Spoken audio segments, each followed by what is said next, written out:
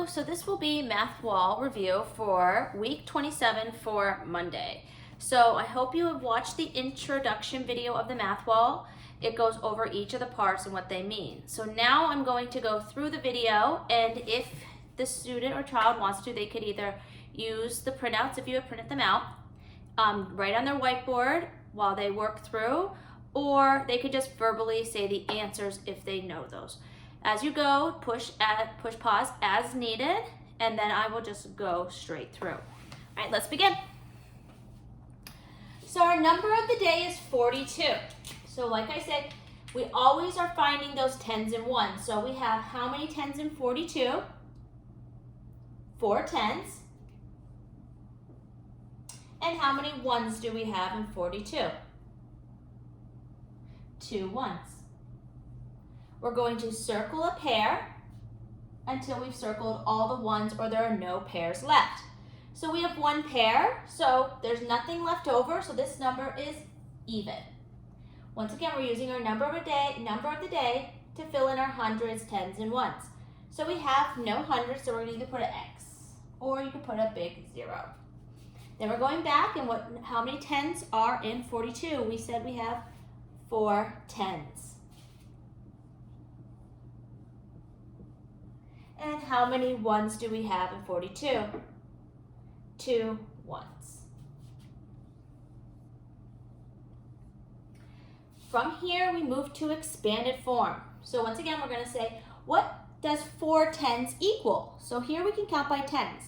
10, 20, 30, 40. 4 tens is the same as 40.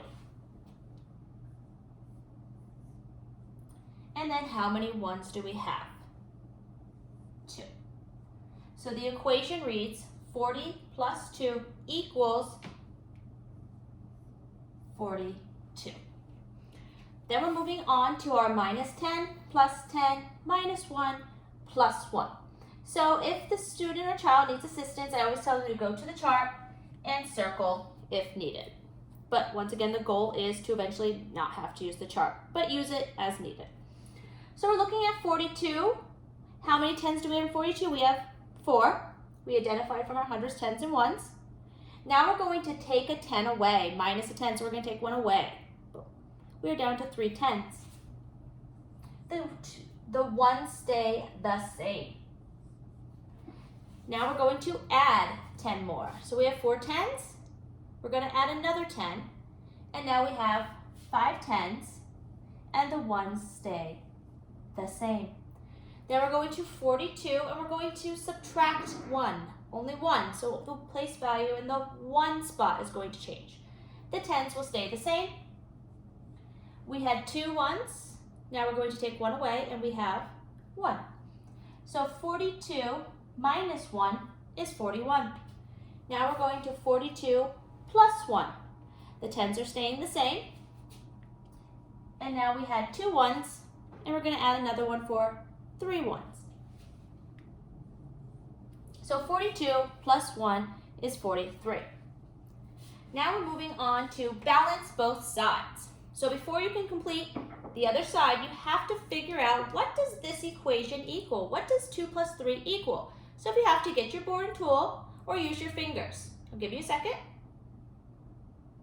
Okay, 2 plus 3 equals 5.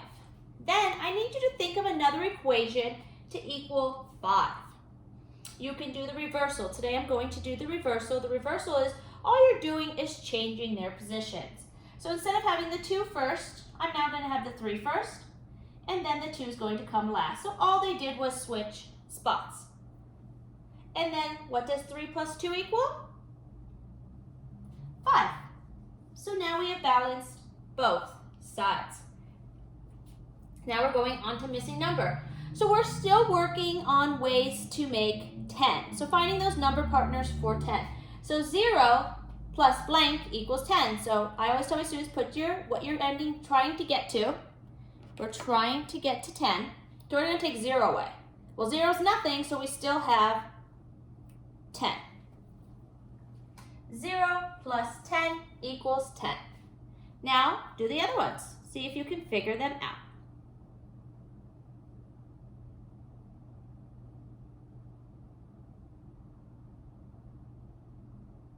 Okay, so blank plus 1 equals 10. 9 plus 1 equals 10. 2 plus blank equals 10. 2 plus 8 equals 10. Okay, now we're moving on to fact families. So we're going to keep doing with the fact families. We're going to be working on a group of 10 and the ones left over. So this kind of works on kindergarten skills as well at the end of kindergarten, where they're practicing breaking in a group of 10 and the remaining ones. So we're going to find the part, which is the two smaller ones, and then the whole. So here, the 10 is smaller than 11 and 1 is smaller than 11. So that is our part. So we're going to write our equation as 10 plus 1 equals 11. Then I'll do the reversal for the adding. 1 plus 10 equals 11. Then complete the subtraction. For the subtraction, we must always start with the whole number, the larger number. So 11 minus 10 equals 1. And then we're going to do the other subtraction, always once again starting with the larger number.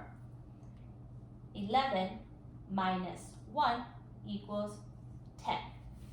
Then we're going to move on to the whole part. Just another way to show it. So we have 12 and we're going to break it into a 10 and 2 ones. I'm right now just focusing on 10 and 2 ones. You can break it into other ways, but the focus is breaking into a group of 10 and ones.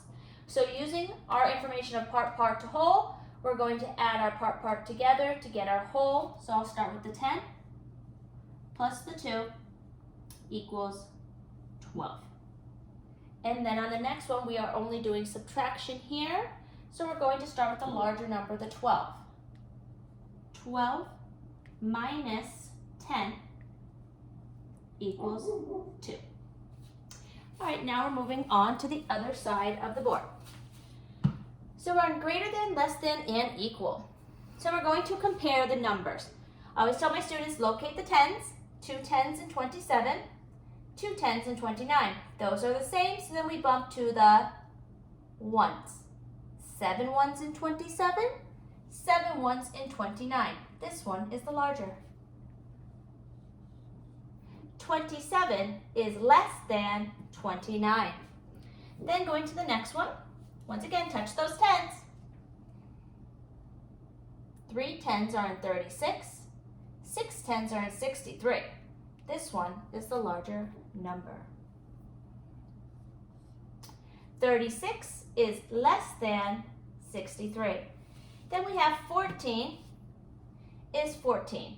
These are the same number, so that they are equal. So we would read it, 14 is equal to 14. Now moving on to put the numbers in order. So as a strategy, I always tell my students, if they're having a difficult time with this, get your 120 chart out and circle the numbers before placing them on the chart. So let's begin with that. 74, 53, and 8. I have them put their finger on the number 1, follow through till they hit a number, 8. And then cross out as they use them, just a test-taking strategy. And then moving on, 13.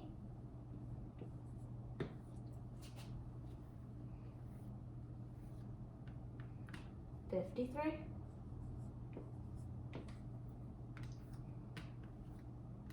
And 74. Okay, now that we've put the numbers in order, we're moving on to time. So we always start with the smaller hand, which is the hour. So I see here, here's our smaller hand, the shorter one, and it's pointing at the 2. So when the hour hand is pointing at the number, that's the number we're going to use. So at this one is pointing at the 2, we're going to write the 2. Then when the minute hand is pointing at the 12, we always write 0, 0, 2 o'clock. Then we're moving into our fractions and our shapes. So we have the top number and the bottom number. The bottom number is telling us how many pieces to break it into. The top number is telling us how many to color in. So our rectangle says to cut it into 2 equal halves. And then I'm going to color in one of those halves. I have now colored in the rectangle 1 half. Then I'm going on to my circle. I'm going to cut my circle into 4 equal quarters. And then I'm going to color in 2 quarters of the circle. Now let's move on to our data chart. So I have my shapes in. I have my circles, and I count them, and they are at 5. Then I have my triangles, and they are at 3. And I have my squares, and they are at 7. So then I'm going to go to my equation, to my questions, and write in my equations for those. So let's start off with reading. How many more squares than circles? So before we begin, I always ask my students, are we adding, putting those together, or subtracting, taking them away? So let's read it again. How many more squares than circles? So because we are comparing to find the difference, we're going to subtract. So we're going to start with always the bigger number we subtract. So looking at our data, which has more? The square or the circle? The square. And how many squares do we have? 7. 7 minus, and we're going to minus our circles. So 7 minus, and we have how many circles? 5. So 7 minus 5 equals. Do that now. And you should get 2. Going on to the next question, which has more, circles or triangles? So first, before we can go into the equation, we must decide which one has more, circles or triangles. So we said there are 5 circles and there are 3 triangles. So which one has more? Circles. So I tell my students to always circle the larger one when we're doing that comparing part. Now, once again, we said which has more. That more is telling us that we are comparing. So we're going to do what? Are we going to add or subtract? Subtract, because we want to find the difference. So we're going to start the larger number, circles. And how many circles do we have? 5. And then we're going to subtract the triangles. And how many triangles do we have? 3. So we're going to do 5 minus 3. Do that now.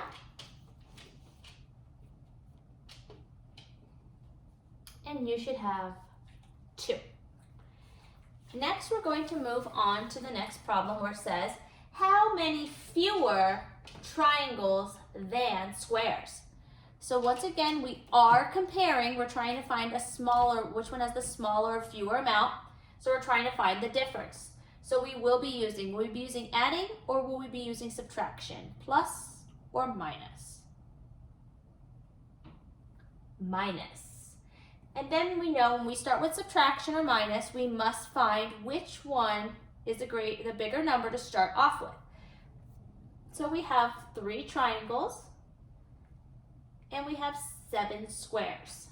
So which one are we going to start with? The squares. And how many squares do we have? 7. We're going to minus the triangles. And how many triangles were there? 3. So then we're going to do 7 minus 3. So do that now. And you should get 4.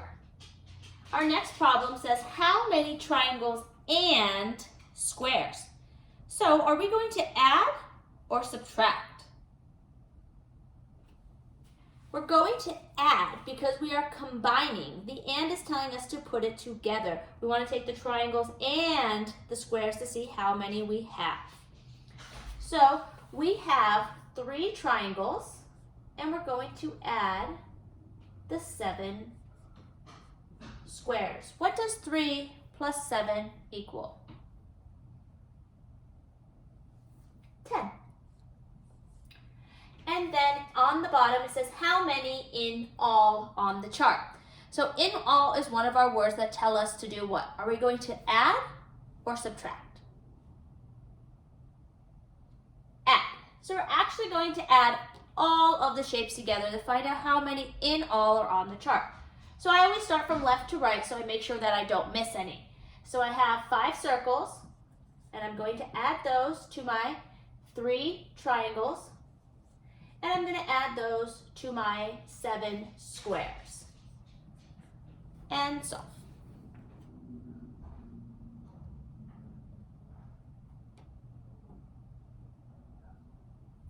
And you should have 15. One of the things I taught my students in previous lessons was we would combine the 3 and 7 to make a 10 and add the 10 plus the 5 and it's the 15. It's just a second way to do. So this is the end of the lesson for today for math, and then come back tomorrow for the next lesson. As I'm going through, you can always stop and pause and just zoom in and complete the board completely before I do it, or you could do it as I go along and listening. All right,